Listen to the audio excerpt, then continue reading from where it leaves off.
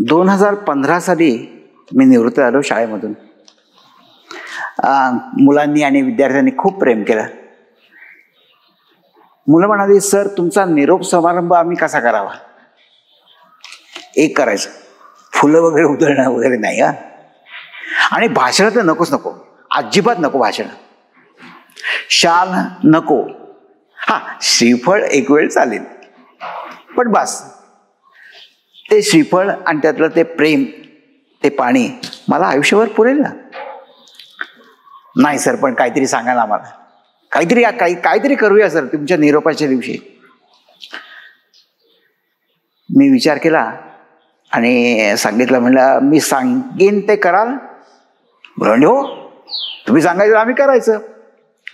बरं, एक काम करा, आपलं ते फरशीचं मैदान आहे, तिथे तुम्ही बसता आणि बाजूने सगळे वरच्या बाजूने वरांडे आहेत. शिक्षकांना सांगितलं, माझ्या निरोप समारंभाच्या दिवशी सगळ्या मुलांना फरशीच्या मैदानात बसवायचं. आम्हाला ते सोपं आहे की. आणि बाजूनी वरांड्यामध्ये मुलांना उभं करायचं. त्याच्यात अवघड काय?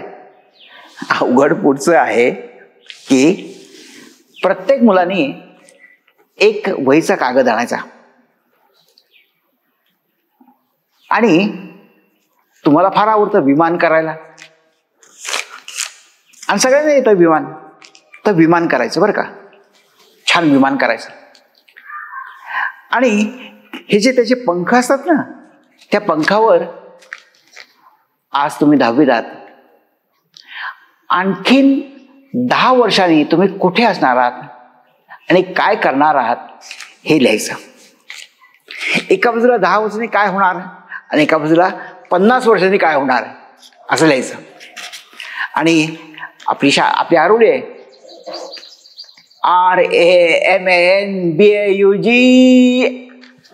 असं म्हणलं. ते कागद जे आहेत ना, हेलिकॉप्टर सारखे केलेले आहे, ते आकाशात भिरकवायचे लांब उंच, नंतर ते खालीच येणार आहेत. सर करतो की आम्ही. आणि ठरल्याप्रमाणे मुलांनी तसंच केलं.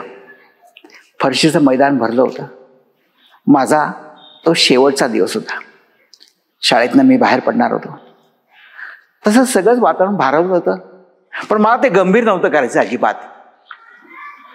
सांगितलं ते करायचं.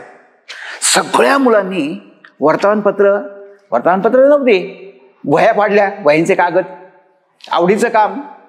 आणि त्यावर एका बाजूला लिहिलं, आम्ही पुढच्या आयुष्यात काय करणार.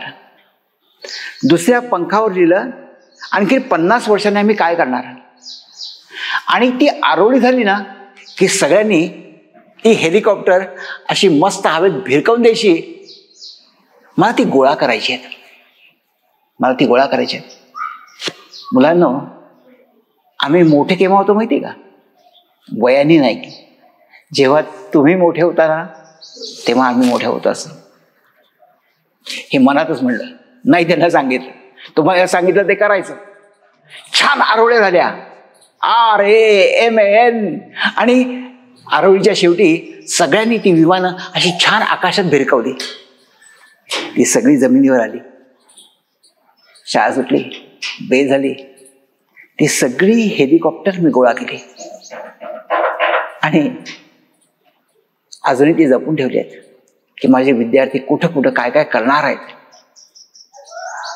ही सगळी विमानं आहेत आकाशात झेपावणारी. निवृत्त झालो. साहजिक असतं बरं का, प्रत्येकाच्या आयुष्यात निवृत्ती असते आणि वय हे असतंच. आणि वय बोलायला लागतं बरं का. आता बस, आता पळणं कमी झालं, धावणं कमी झालं, चालणंही कमी झालं आणि फक्त बसणं. पण माझ्या मनात विचार येतात की का नुसतं बसायचं का? बसून काही काम करता येतं का?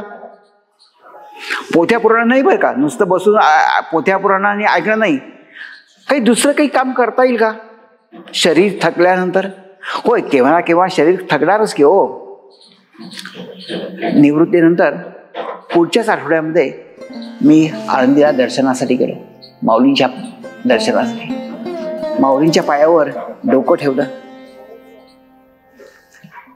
त्यांचे शब्द पसायदानातले मनातल्या मनात घोळून घेतले, उजळणी केली. दुरितांचे तिमिर गावो, विश्व स्वधर्म सूर्य पाहो, चौजे वांछीर तोते लागो प्राणीच्यात. आणि माझ्या मनात विचार आला, हेच इतकी वर्ष होऊन गेली, माऊलीने देह ठेवला, पण तो विचार आजही जागृत आहे. त्या देहानेच काम केलं पाहिजे असं नाही, त्या विचाराने सुद्धा काम करता येतं ना. आणि मग माझं वय 70 झालं, 80 झालं, 90 झालं, 100 झालं, तरी सुद्धा डोळे मिटून मला विचार करता येईल ना. शारीरिक कामापेक्षा, बौद्धिक कामापेक्षा हे जे विचारांनी चालणारं काम असतं ना, ते खरंच खूप प्रभावी असणार आहे. आणि मी आता ठरवलंय की शेवटपर्यंत हेच काम करायचं. फक्त आपले विचार देत राहायचं, पसरवत राहायचं. जिथे जातील तिथे जातील, वाऱ्याच्या वेगाने जातील. आपल्याला एक खूप समाधान मिळेल की अरे हो, निवृत्तीनंतर सुद्धा मी खूप काम केलं. कशी वाटते माझी निवृत्ती?